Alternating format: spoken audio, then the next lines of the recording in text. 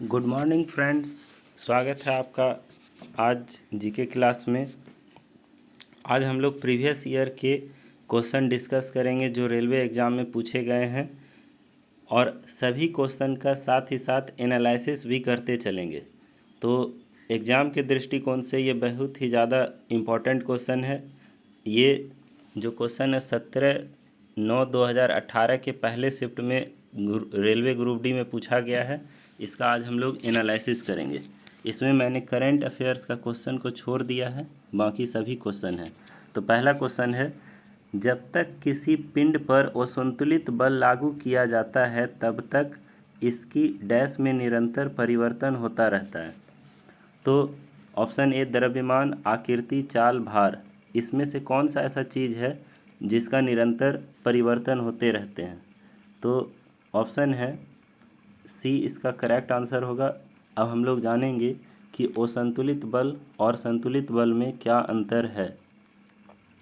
तो इसको हम लोग एक पिक्चर के माध्यम से समझेंगे। देखिए, यदि मान लेते हैं कि यहाँ पे कोई वस्तु खड़े हैं, कोई भी चीज़ है, मान लेते हैं कि पेड़ ही है। अगर ये तीनों व्यक्ति इस पेड़ को खींचेगा तो ये निश्चित रूप से पेड़ इधर आ जाएंगे, किंतु तो इस प्रकार का जो बल होगा वो असंतुलित बल होगा। लेकिन जब इतना ही बल से इधर से भी खींचा जाए, अर्थात अगर मान ले कि 300 न्यूटन के बल से बायां ओर और 300 न्यूटन के बल से दाहिनी ओर खींची जाती है, तो ये वस्तु ना ही लेफ्ट में खिसकेंगे और ना ही राइट में खिसकेंगे।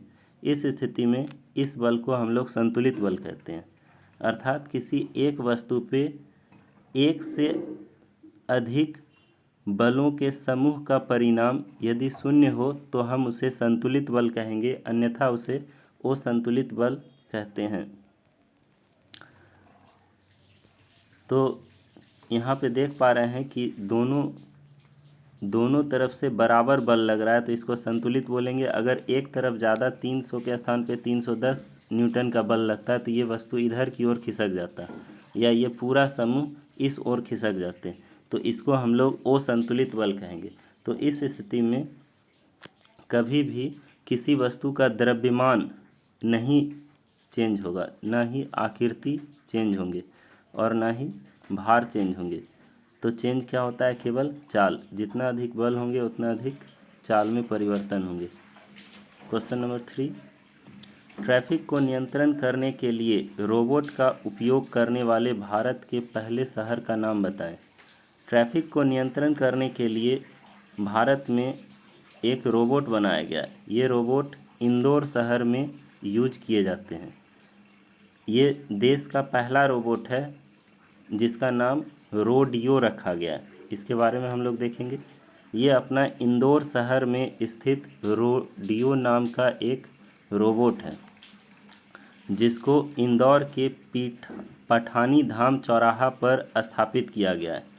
इसमें आपका वाईफाई लगा हुआ है, वाईफाई लगे हैं, कैमरा लगा है और इसमें स्पीकर भी लगा हुआ है।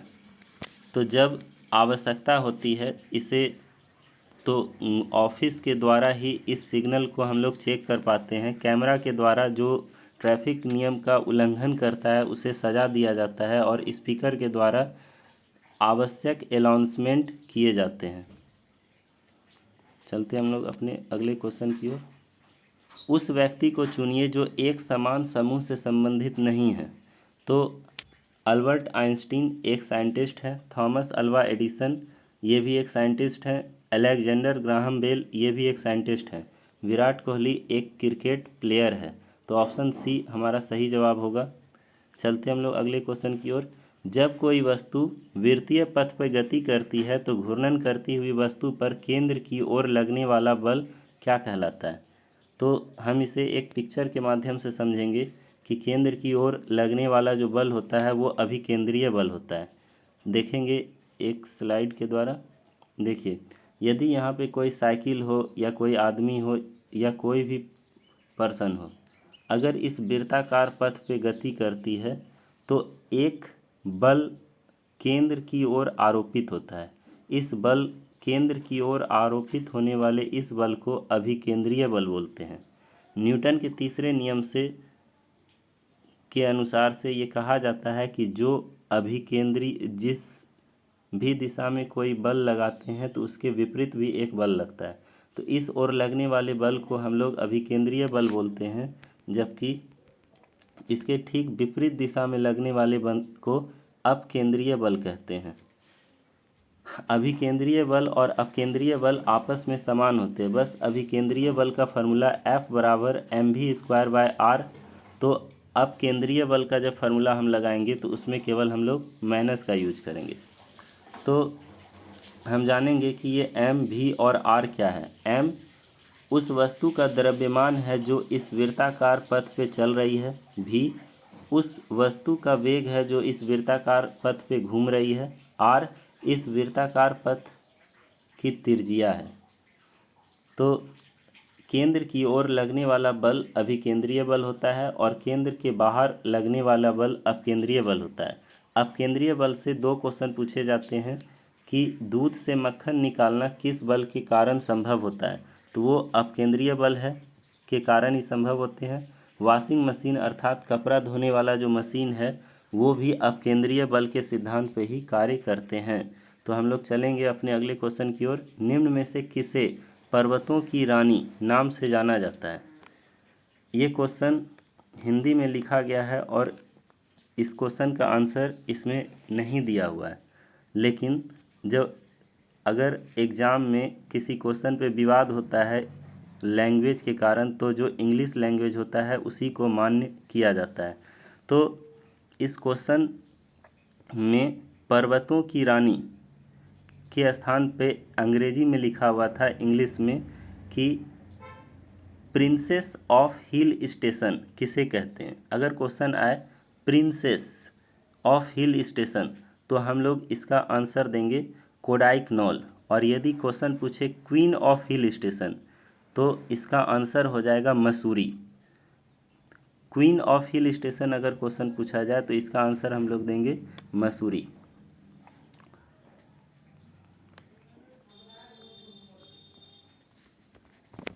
Mussoorie queen of hill station के नाम से जाने जाते हैं, तो प्रिंसेस ऑफ हिल स्टेशन के नाम से जाने जाते हैं कोडाइकनॉल।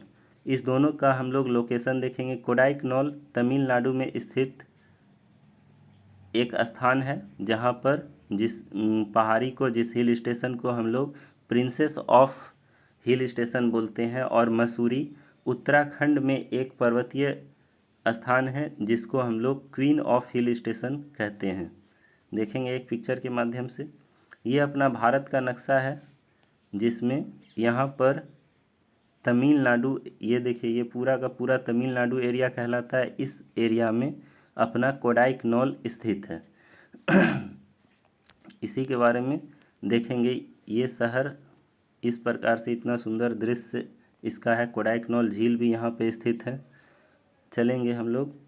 तो इसका सही आंसर हो जाएगा, अगर प्रिंसेस ऑफ हिल स्टेशन बोला जाए तो क्वीन कोडाइकनॉल, और यदि क्वीन ऑफ हिल स्टेशन बोला जाए तो हम लोग इसका आंसर बोलेंगे मसूरी। चलते अगले क्वेश्चन की ओर। अगला क्वेश्चन है कि which of the flowing animal is warm blooded. तो इसमें से कौन सा जीव है जिनका खून गर्म होता है। तो हम जानेंगे इसमें से जो पहला 3 जीव दिए हुए हैं, ये तीनों फिश, क्रोकोडाइल और टोड, मछली, ये सभी जलीय और स्थलीय जीव हैं। जो जीव जल और स्थल दोनों में निवास करते हैं उसको हम लोग जल स्थलीय जीव या एम्फीबियन कहते हैं। और एम्फीबियन वर्ग का जीव जो होता है उसका रक्त ओ नियत तापी होते हैं। इनके जो रक्त होंगे ओ नियत तापी। और जबकि ये जो है पिजन जो है इसका जो ब्लड होगा वो नियत तापी ब्लड होंगे। और इसका जो ब्लड होता है वार्म ब्लड होते हैं। तो इसका सही आंसर होगा पिजन। पिजन यानी कि कबूतर। अगला लेसन क्वेश्चन में हम लोग आते हैं। निम्नलिखित में से कौन सा जानवर प्राध्वनिक उत्पन्न करता है? तो इसमें पतंगा, हाथी, शार्क और पारपोइसेस दिए हुए हैं। इसमें अगर चमगादड़ दिया होता है तो सब लोग आसानी से उसका आंसर चमगादड़ मारते, लेकिन इसमें आंसर चमगादड़ नहीं है। तो इसका सही आंसर जो होंगे वो होंगे पारपोइस। देखिए प्राध्वनिक किस प्रकार से उत्पन्न करते हैं। पारपोइस जल में रहने वाला ही एक जीव है जो पेंगुइन के समान दिखते हैं। ये है अपने पारपोइसेस की पिक्चर। ये जो ध्वनि उत्पन्न कर रहे हैं वही ध्वनि इस छोटी सी मछली या कोई अन्य जीव से परावर्तित होकर फिर से इधर आ रहा है। तो हम जानेंगे 3 प्रकार के ध्वनि को। पहले जानेंगे ओश्रव्य तरंग को। ओश्रव्य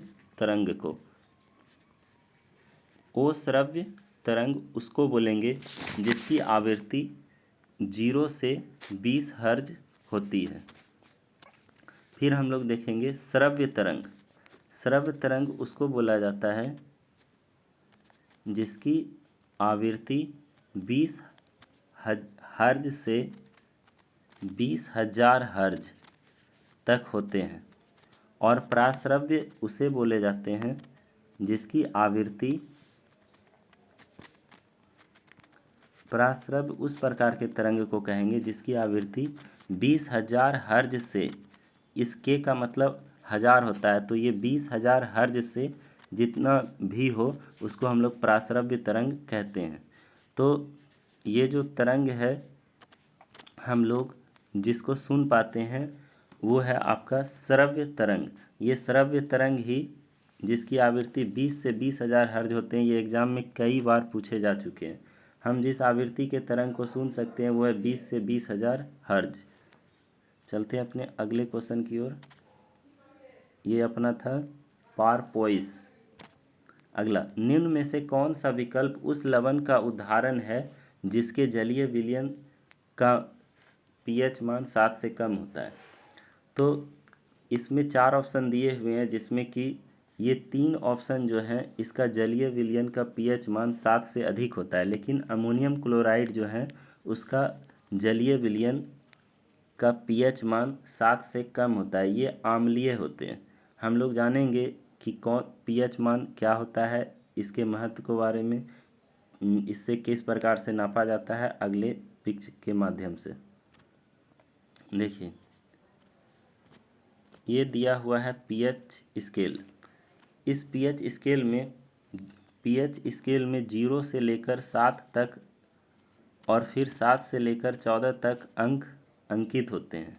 इस pH स्केल में जिसका मान 7 से कम हो, जिसका वैल्यू 7 से कम हो उसको एसिडिक माना जाता है, और जिसका मान 7 से अधिक हो उसे बेसिक माना जाता है, और जिसका वैल्यू 7 हो उसको हम लोग उदासीन न्यूट्रल बोलेंगे।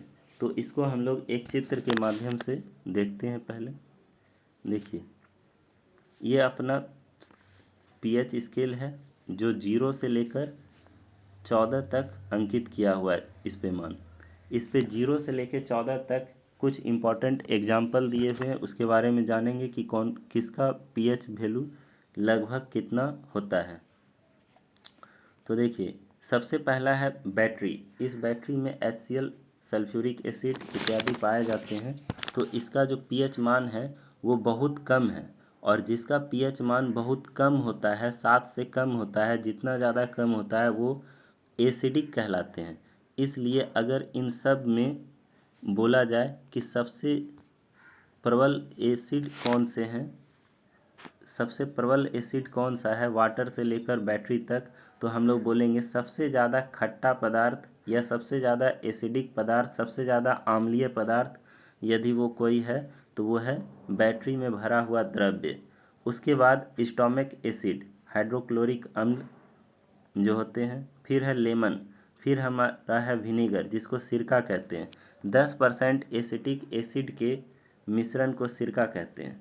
फिर है टमाटर, कॉफ़ी के बारे में सभी को लगते हैं कि वो क्षारीय है, लेकिन वो कॉफ़ी भी जो है एसिडिक इन नेचर होते हैं, मतलब आम्लीय प्रकृति के होते हैं। फिर हम लोग चलेंगे मिल्क। मिल्क भी आम्लीय होते हैं, उसको भी वो भी खट्टे एसिडिक होते हैं, उसका स्वाद भी कम खट्टा होता है, लेकिन उसका स्वाद लेमन की तुलना में बहुत ही कम खट्टे होते हैं। और जब इससे एक और क्वेश्चन पूछे जाते हैं कि जब दूध से हम लोग दही बनाते हैं तो इसका पीएच मान घटेगा या बढ़ेगा, तो आप खुद सोचिए कि दूध का पीएच मान अभी लगभग यहाँ 6 दिखाया गया, वैसे 6.2 होते हैं।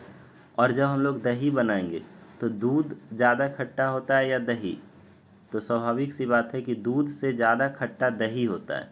तो दही ज़्यादा खट्टा होने के कारण इसका पीएच मान कम होगा, ना कि ज़्यादा होगा। तो जब दूध से दही बनते हैं तो पीएच मान घट जाता है, ना कि बढ़ते हैं। फिर आते हैं हम लोग 7 में। 7 न्यूट्रल स्थिति है, इसमें जल को रखा गया, ये ना ही अम्लीय होते हैं और ना ही क्षारीय होते हैं। फिर हम लोग आगे चलेंगे बेस की ओर, तो blood, baking soda, stomach tablet, ammonium solution, shop, bleach, drain cleaner, ये सभी बेसिक इन नेचर होते हैं। तो अमोनियम क्लोराइड का पीएच मान 7 से कम है और ये अम्लीय प्रकृति के होंगे। अब हम लोग अगले क्वेश्चन की ओर चलते हैं। दयानंद सरस्वती निम्नलिखित में से किस मिशन के संस्थापक थे? दयानंद सरस्वती जो है वो आर्य समाज की स्थापना किए हैं। दयानंद सरस्वती आर्य समाज की स्थापना किए हैं और ये आर्य समाज की स्थापना 1875 ईस्वी में किए थे। और इस समाज के बारे में, आर्य समाज के बारे में जो वर्णन किया गया है वो एक बुक है जिसका नाम है सत्यार्थ प्रकाश, जिसका नाम है सत्यार्थ प्रकाश। 1875 ईस्वी में दयानंद सरस्वती ने सत्यार्थ, ये आर्य समाज की स्थापना की है, जिसका वर्णन सत्यार्थ प्रकाश नामक बुक में है। ये आर्य समाज की स्थापना बम्बई में किया गया था। फिर हम लोग चलते हैं ब्रह्म समाज की ओर। तो ब्रह्म समाज की स्थापना राजा राम मोहन राय ने किया था। प्रार्थना समाज की स्थापना एक व्यक्ति ने नहीं बल्कि 2 व्यक्ति ने मिलकर किया था 1867 ईस्वी में। कौन कौन? आत्माराम पांडुरंग और एम.जी. रानाडे। आत्माराम पांडुरंग तथा एम.जी. रानाडे। ब्रह्म समाज की स्थापना राजा राम मोहन राय ने 1828 ईस्वी में की थी। ईस्वी इम्पॉर्टेंट है, एग्जाम में आते हैं, इसको याद रखना आवश्यक है।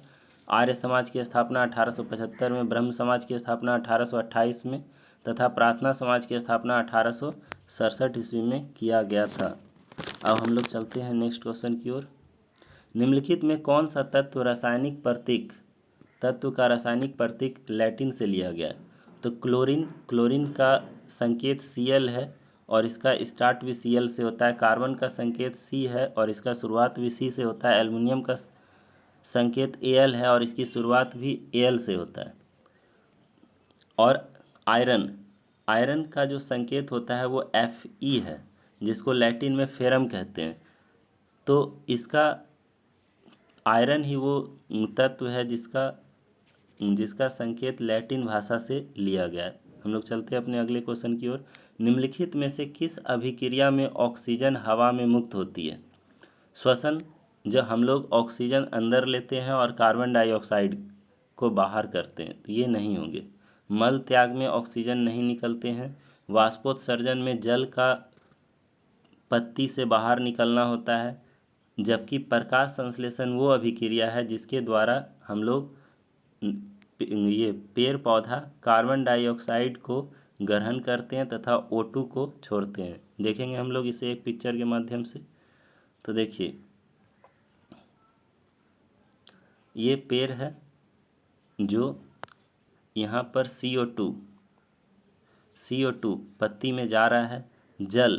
जड़ से जल जो है जड़ से पत्ती तक पहुँचते हैं जाइलम के माध्यम से।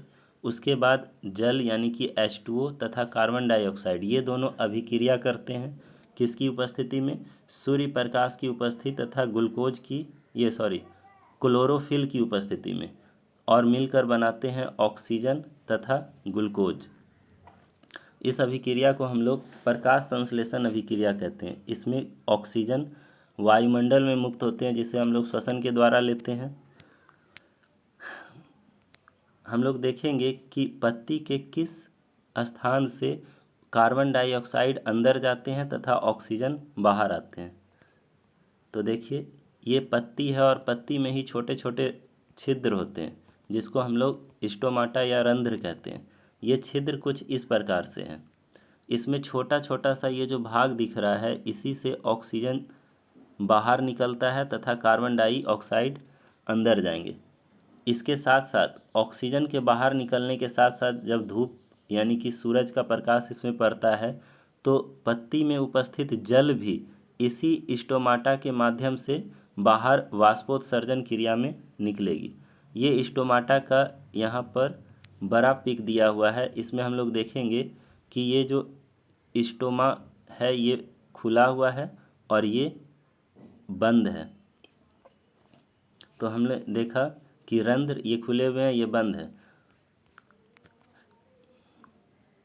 तो आज का ये क्वेश्चन जीके जीएस का प्रीवियस ईयर क्वेश्चन था जो कि कई एग्ज़ाम के लिए काफ़ी महत्वपूर्ण है। आपको इससे सभी क्वेश्चन को याद कर लेना चाहिए।